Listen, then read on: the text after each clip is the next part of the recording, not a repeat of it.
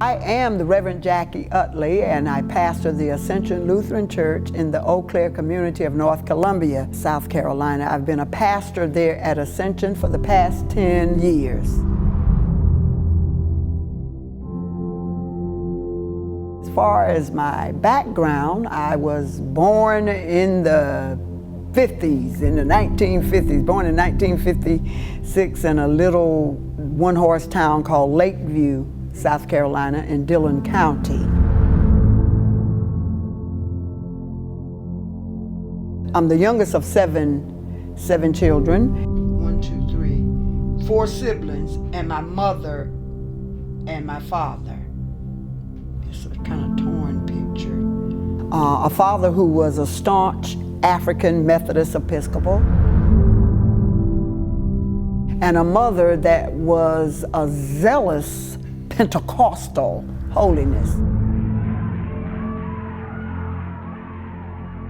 And every one of my siblings are ministers. They went into the ministry, but they all went in apostolic holiness. My mother forbid me to go to college after high school, and I couldn't go. What profiteth a man to gain? I never attended college out of high school. And so I was, let's say, maybe right at 45 years old when and it was a call from God to further my education. I took an early retirement from the telephone company there in Connecticut. I entered school and I graduated in 2004 with a Bachelor of Arts degree in sociology. Graduated summa cum laude, mind you, at that age, and it was like nothing but the Holy Spirit. I had no desire to further my education or to get a degree. He was the one who said God told him to tell Sister Jackie to go to the Lutheran Theological Southern Seminary to get her Master of Divinity degree. Them Lutherans ain't saved like us, he said. The Lutherans are some of the best folks you ever they some good white folks. That was plain and simple what he said about coming here to the Lutheran church. He says God spoke and said, tell Sister Jackie to go to that seminary. And I go, Lutheran seminary?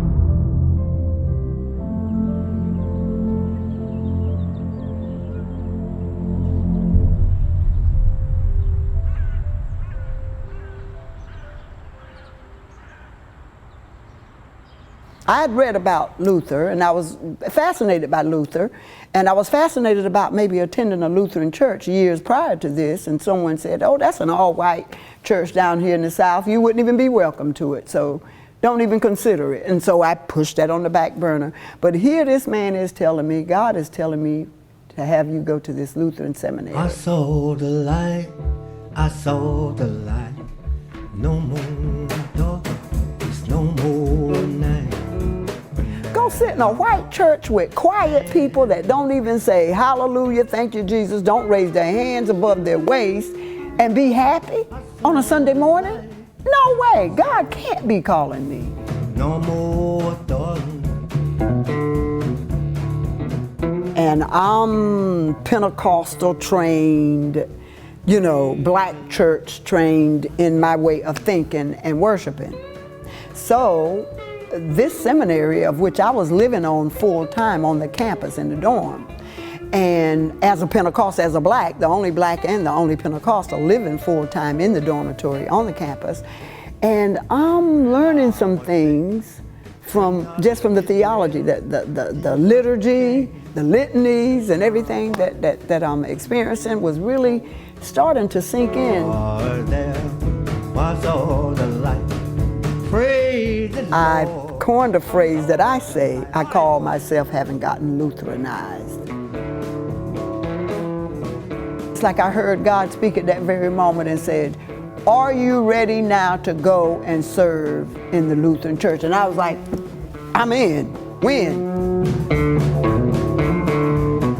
With me making history and all as the pastor here, first female and first African-American of this church. Here, and I tell you, I just read this. Here's my letter of call they put in there, the report of ordination, a letter from Dr. Fred Reese, who was the president of the seminary at the time that I was attending there, a letter from the governor, Nikki Haley, at that time, that was congratulating me. I was ordained by 4 bishops. Turns out that it was at the Synod Assembly down in Charleston, and the bishop from Tanzania was here, from Colombia, and Japan. Well, all 4 of these bishops, with Yost, the bishop of the South Carolina Synod, all 4 of these bishops laid hands on me for my ordination, and we say that's what it took to turn a Pentecostal into a Lutheran pastor. So I now call myself a Luthercostal.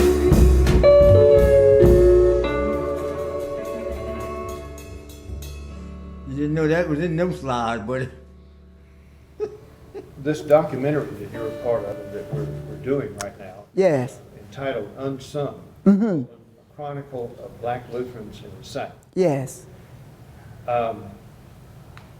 Given the fact that you had no prior experience until you were middle-aged, Yeah, or even knew there was such a thing as a Black Lutheran, that's right. now that you have become a part of the Lutheran Church as a person of African descent, why does it matter for people to know about the history of Black Lutherans from your perspective? Well, just from knowing the historical background of Swedish and German people, Caucasians, Europeans, you know, bringing this faith to America, none of them were black that I'm aware of, or that I knew of. What I discovered was that when I began to go to church-wide assemblies for the ELCA, and I began to meet other Black Lutherans, like I had met Dr. Thomas and Dr. Carroll, they were not Southerners, as far as I'm concerned. New York and Chicago, that was common that you would run into Black Lutherans in those cities, those states, or what have you. Atlanta, Georgia, I think they were. I attended a church with a Black Lutheran pastor. There were Black Lutherans in it. Well, that was all fascinating to me. And I kind of knew then that, wow, I believe God is calling our people to this particular church.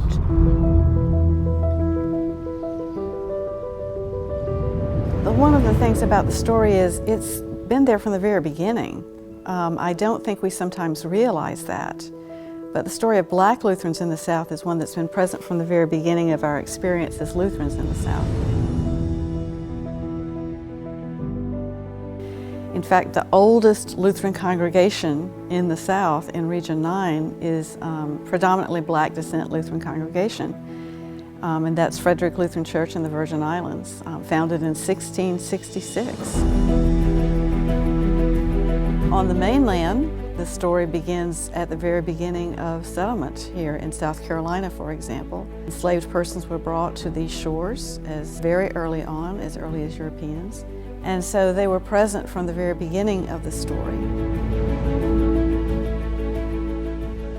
Many former slaves were attracted to the church, specifically to Lutheranism, one, because of its theology, but also because of the freeing nature of Christian baptism. There's something freeing about it. You might even say that was political about it, because these former slaves no longer saw themselves as slaves, but free sons and daughters of God, and that's how they functioned.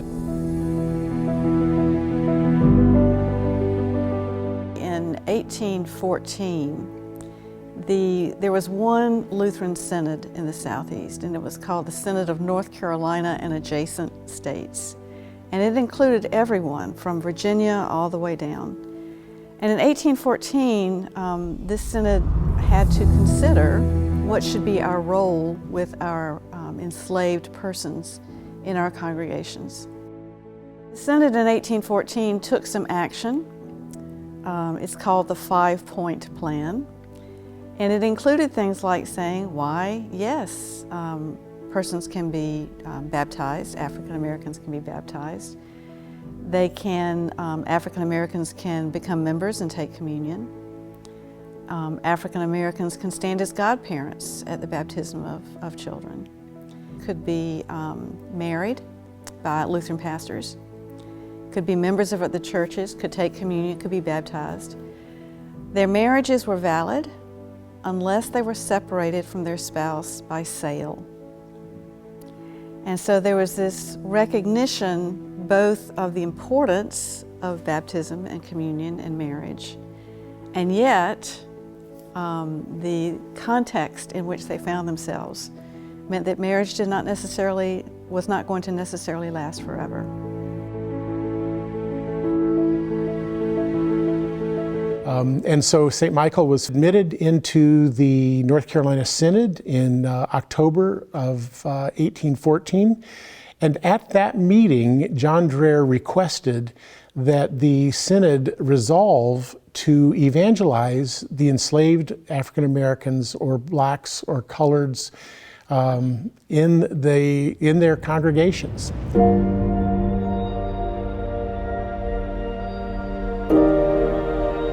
Godfrey Dreher's journals, which are very popular and well known, dozens and dozens and dozens of what he referred to as colored children were baptized by Godfrey Dreher in a variety of different congregations, but mostly here at St. Michael. And so we have a congregation here, which is the white church meeting on the floor of the church building, and the colored church, or the African Americans, worshiping from the gallery. And that continues all the way until 1876. 1814, this congregation called the Reverend John Bachmann to be its pastor.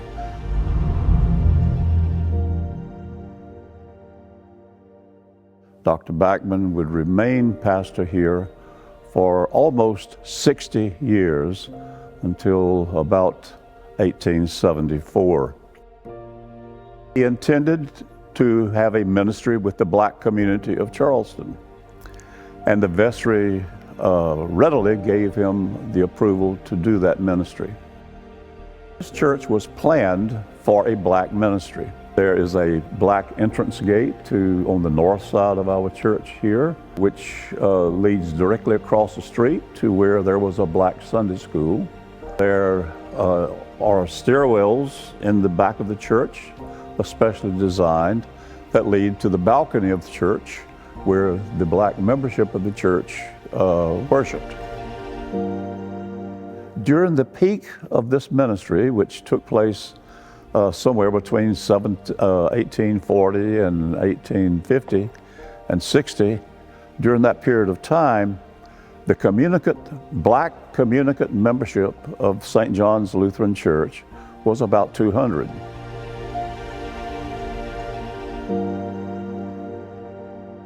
These people who were in the balcony where they couldn't be seen by whites, they had no part in communing white people in the church.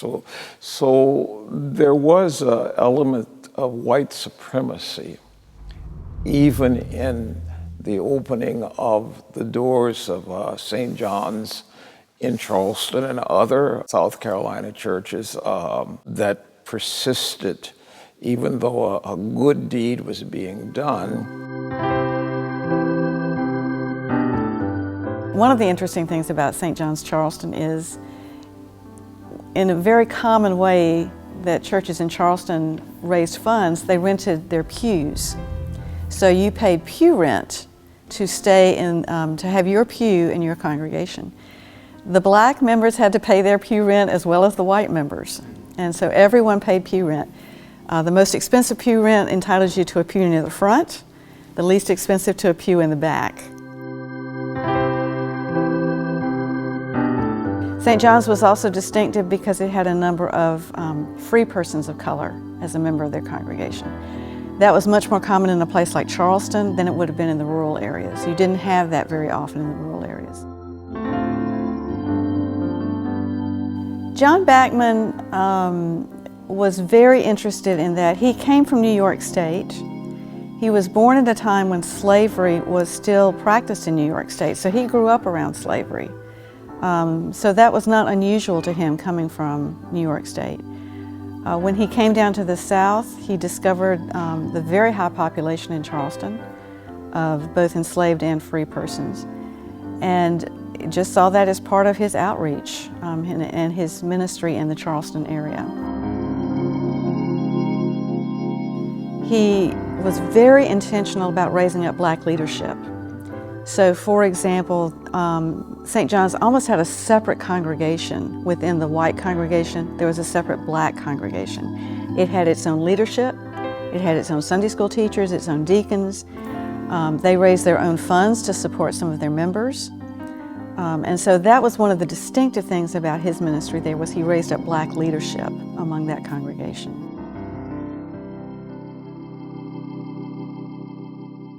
There are three very significant black leaders who come out of the Charleston area before the Civil War. The first of those is a man named Jehu Jones.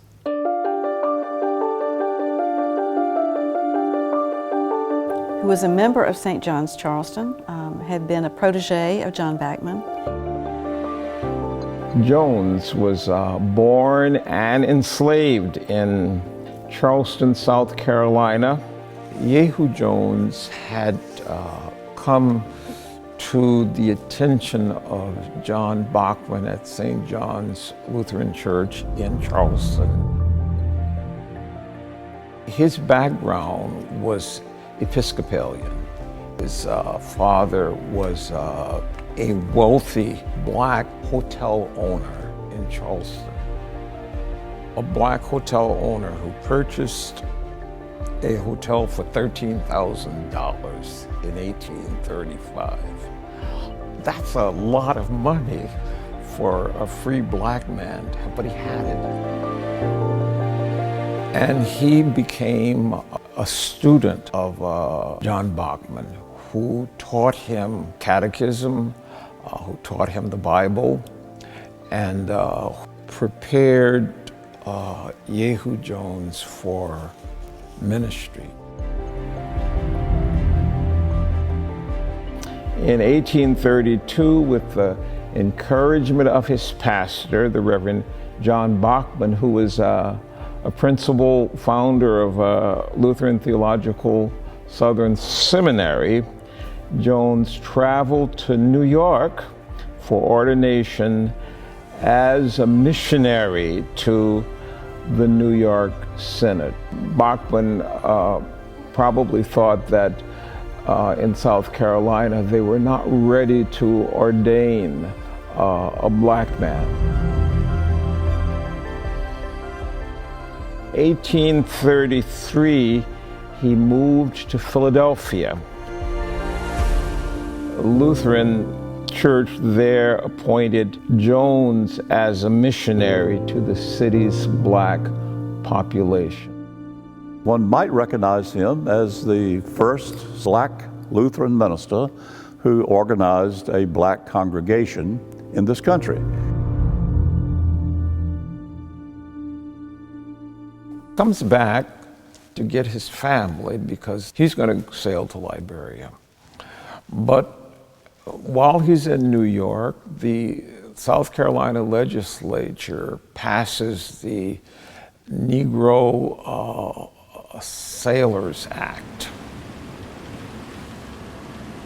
which prohibits African Americans from setting board on a sailing vessel because they're afraid that they're going to spread this gospel of freedom to other people, to other sailors, and so forth.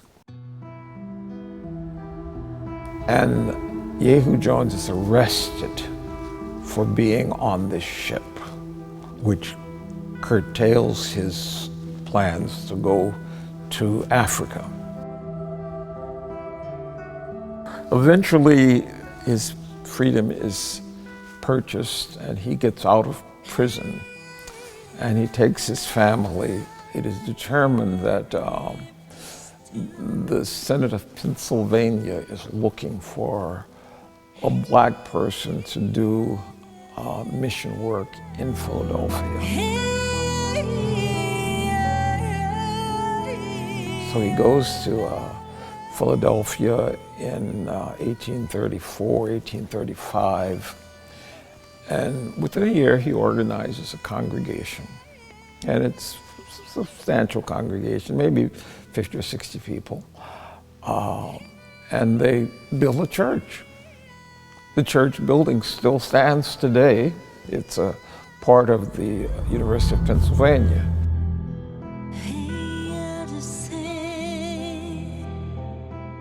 Jehu Jones, the first African descent pastor, found it literally impossible to operate in white Lutheranism. The white Lutheran pastors would refer to him as that colored minister. They would forget him. They would not take him seriously. They would promise him things and they would not deliver on their promises. And once things fell apart, they blamed him for it.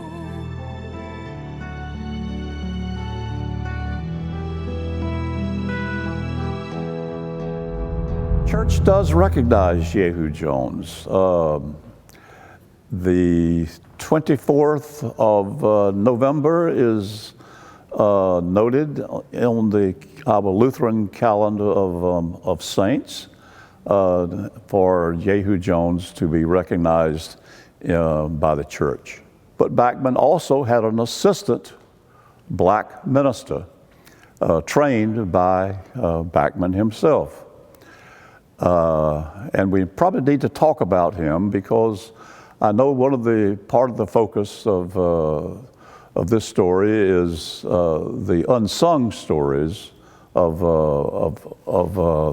our black community. This black minister's name was Boston Drayton.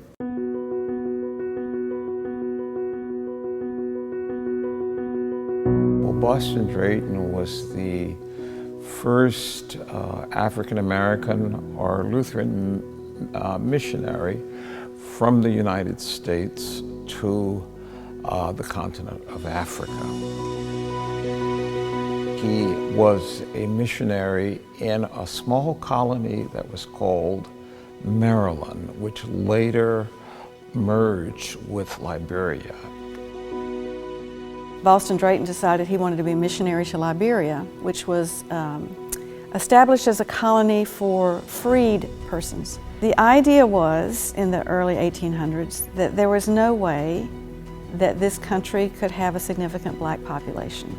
And the best way to solve the slavery problem was to send all formerly enslaved persons back to Africa. And this all came about because, and I'll say intellectuals like Boston Drayton had become so disillusioned with South Carolina, with the experience of being disenfranchised in the United States, that they agreed with the American Colonization Society in its view that blacks and whites just could not share the space of living in the United States, and blacks needed to reposition themselves in Africa or go home.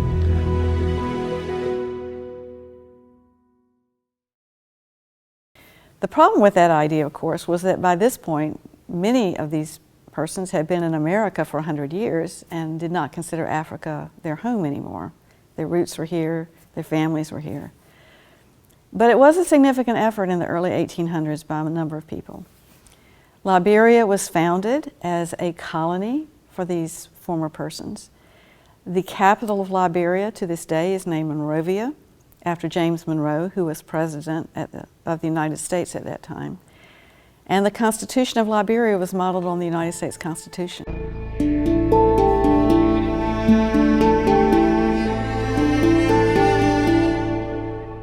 John Bachmann, sensing that Boston Drayton was ready for ordination, and arranged for Drayton to be ordained at the South Carolina Synod Convention, and that was in 1845. So he was ordained by John Bachmann, the first ordained African-American in the South, sent by the Congregation of St. John's, the Black Congregation of St. John's. They provided the funds to send him to Africa. They provided the support once he got to Africa. So that's kind of the Boston Drayton story. He left South Carolina with the support of the black people in St. John's and some other blacks who were in other churches in South Carolina, but not the support of the South Carolina Synod. And he ministers there for a number of years, but the support is just not enough to make it possible to continue. So eventually Boston Drayton enters politics in Liberia and becomes Chief Justice of the Supreme Court in Liberia.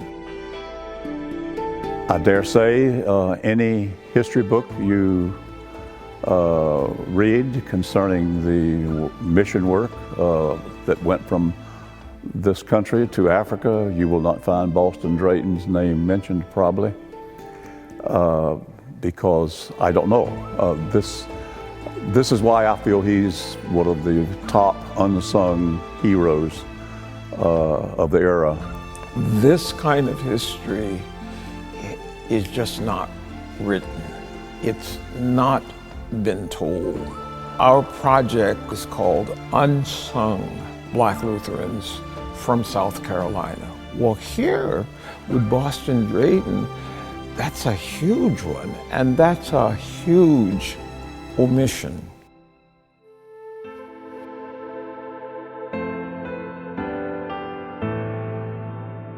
And then finally, of course, a very significant figure is Daniel Payne. Daniel Payne was a young man, about 19 years old, who was self-taught, self-motivated, and he organized a school in Charleston. And this is sometime after the Vesey uprising.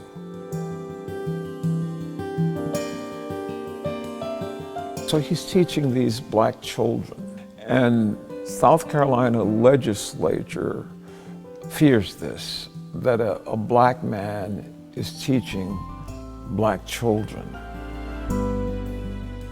So they passed a law outlawing black teachers or black people teaching black children. That basically shut down his school. Daniel Payne is a free person of color, has a school, comes to John Bachmann one day to ask for him to identify a scientific specimen. And so John Bachmann identifies this scientific specimen for him, becomes very interested in Daniel Payne and his school, invites him into his home, introduces him to his family. Daniel Payne remarks in his memoir that John Bachmann welcomed him as a full equal. The other two had joined St. John's, but Daniel Payne was not a member of St. John's in that respect. And I get no sense that he operated at all at St. John. John Bachmann had an idea. Daniel Payne, who had ministerial aspirations, ordination aspirations, could be ordained a Lutheran and maybe pursue the goals that he had as a Lutheran.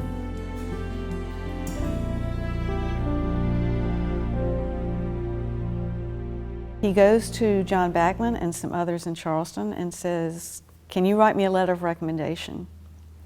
John Bachmann is glad to do that and sends him to a friend of his in the North. And this Lutheran pastor in the North says, "This is providence. We have been looking to give a scholarship to an African-American person to come to the Lutheran seminary at Gettysburg." And so they scholarship him, and he becomes the first African-American to attend a Lutheran seminary.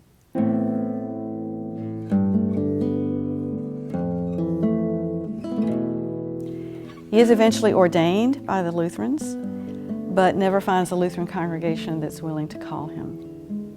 So he eventually joins the AME Church and becomes the most influential bishop of the AME Church of his generation. He migrates to Baltimore to the African Methodist Episcopal Church. And of course, the end of that story is he becomes, I think, the third bishop of that church and the founder of Wilberforce University in Xenia, Ohio.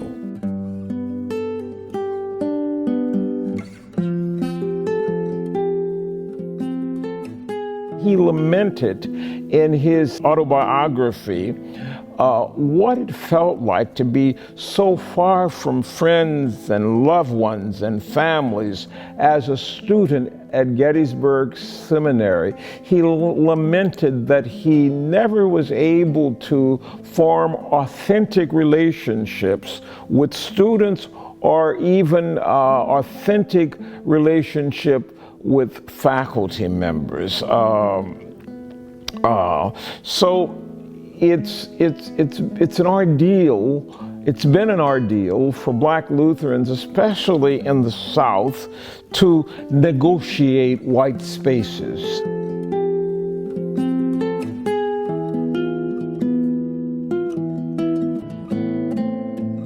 And understand that Jehu Jones, Daniel Payne, and Boston Drayton represent a very short time span. We're talking a matter of 10 years that they're moving through at about the same speed.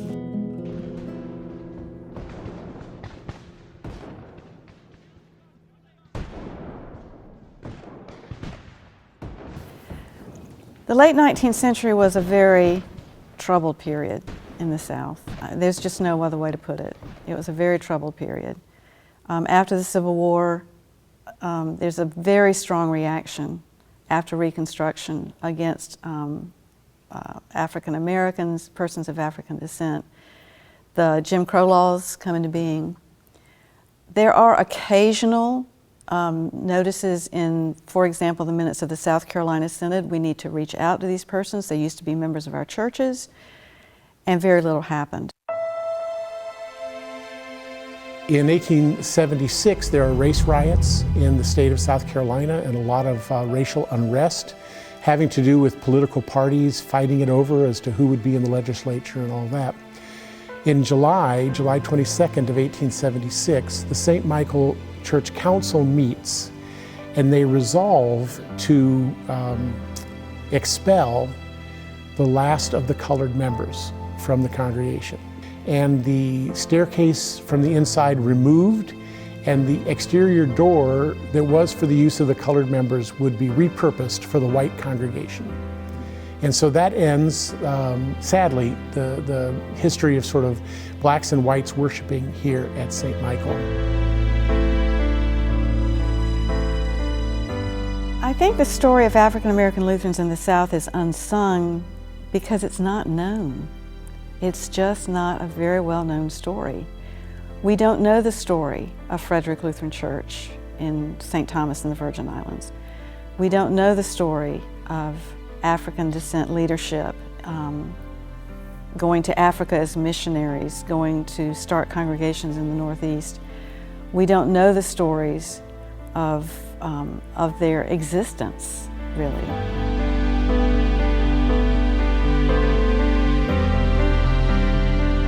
Early to mid-20th century, there was an emphasis on training up African-American Lutheran leadership, again, largely from the Missouri Synod.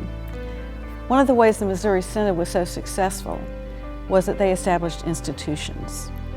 And that was a very important method of training up a Black Lutheran leadership. What I discovered is that throughout, whenever I would meet Black Lutherans, the way they became Lutherans was through the Missouri Synod. I was raised in the Missouri Synod, and so I know that the Missouri Synod in the 20s and 30s made massive inroads in the black community in the South.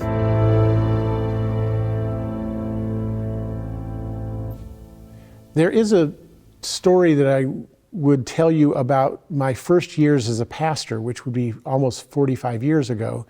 I served a congregation west of here, a rural congregation, farming congregation, and it was the early 1980s. But I did ask them at one point, because it was a period of time when there were some challenges to sort of the all-white nature of Methodist, Lutheran, Baptist churches in the community.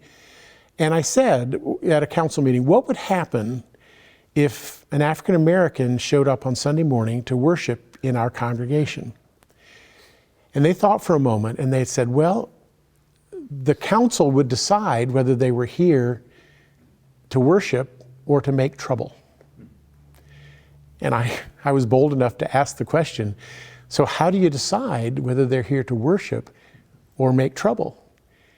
And they said, well, there's no reason for them to come here unless they're here to make trouble.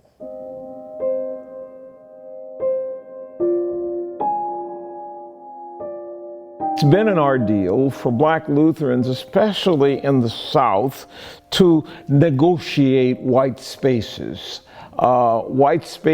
in buildings, white spaces in classrooms. Because when an unfamiliar black person enters white spaces, often the people there immediately try to make sense of this black person, of him or her, to determine who that person is and how they qualify to be here. The Lutheran Church in the United States is a predominantly white denomination. In fact, we are, by percentage, the whitest denomination in America. We are not as diverse as churches like the Methodist Church, for example, or even the Presbyterian Church. So I think one of the biggest challenges for African-American Lutherans is to feel that they have a place in a denomination that is predominantly white. What has been very important to me is that when we look at 2 Corinthians and we find that we are ambassadors for Christ, we come together under the reconciling spirit of the Lord. And once we come together, then we can move forward together. But first of all, we have to come. So it has not been easy being in the Lutheran Church, but nevertheless, we persist.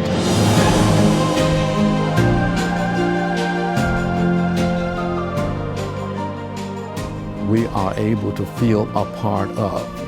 And because we feel a part of, we seem to feel more effective. And not only that, then we can spread the word. We are okay in the Lutheran Church. It's okay to be a Lutheran. It's okay to be who you are also. Yeah, when I think about it being such a white church overall, and then when I look at I think we're well beyond referring to churches as white church and black church, but it is what it is. It still exists in the minds of the people.